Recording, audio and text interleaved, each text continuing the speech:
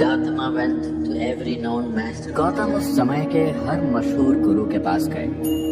उनकी बौद्धिक क्षमता और ज्ञान पाने की लालसा इतनी तीव्र थी कि जो चीज समझने में बाकी लोगों को सालों लग जाते थे वो कुछ हफ्तों में ही सीख लेते थे।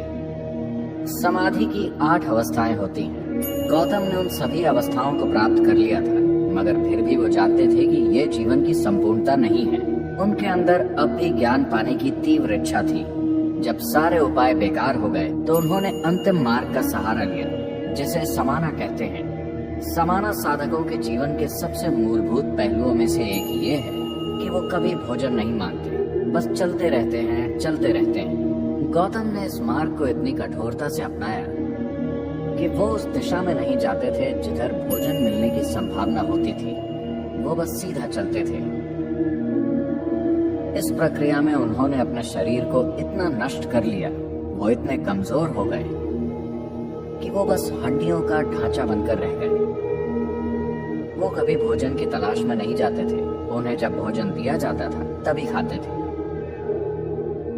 एक दिन वो नीरांजना नदी के तट पर पहुंचे, जो 2 फुट गहरी एक छोटी सी धारा थी और उसका प्रवाह थोड़ा तेज था। उन्होंने धारा को पार करने की कोशिश की। आधी दूरी पर वो आगे बढ़ने में असमर्थ हो गए। उनके शरीर में और शक्ति नहीं थी। वहां एक पेड़ की टूटी हुई टहनी थी जिसे उन्होंने पकड़ लिया। पता नहीं वो कितनी देर तक वहां खड़े रहे। शारीरिक कमजोरी की वजह से उन्हें वो समय बहुत लंबा लगा होगा। वो कुछ मिनटों का समय भी हो सकता है या कुछ घंटे भी, मगर उनके अनुभव में वो समय बहुत लंबा था। वो बस वहीं अटके रहे। उनके अंदर अगला कदम उठाने की ताकत नहीं थी, मगर वो हार मानने वालों में से नहीं थे। अचानक उन्हें एहसास हुआ कि उनकी समस्या ये है कि वो आत्मज्ञान को पाने की कोशिश कर रहे हैं। वो आत्मज्ञान को खुद के साथ घटित होने नहीं दे रहे, वो उसे प्राप्त करने की कोशिश कर रहे हैं। वो एक असीम अनंत आयाम को पाने की कोशिश कर रहे हैं।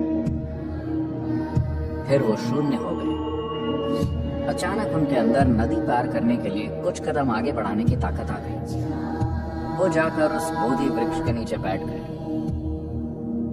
वहां बैठकर उन्होंने निश्चय किया, मैं यहीं बैठूंगा। या तो मैं आत्मज्ञान प्राप्त कर लूंगा या यहीं प्राण त्याग दूंगा। मैं यहां से नहीं उठूंगा। और वो बैठ गए।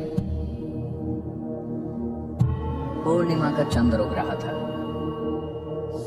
और उन्होंने परम ज्ञान प्राप्त किया और परमानंद की अवस्था में वहां बैठे रहे।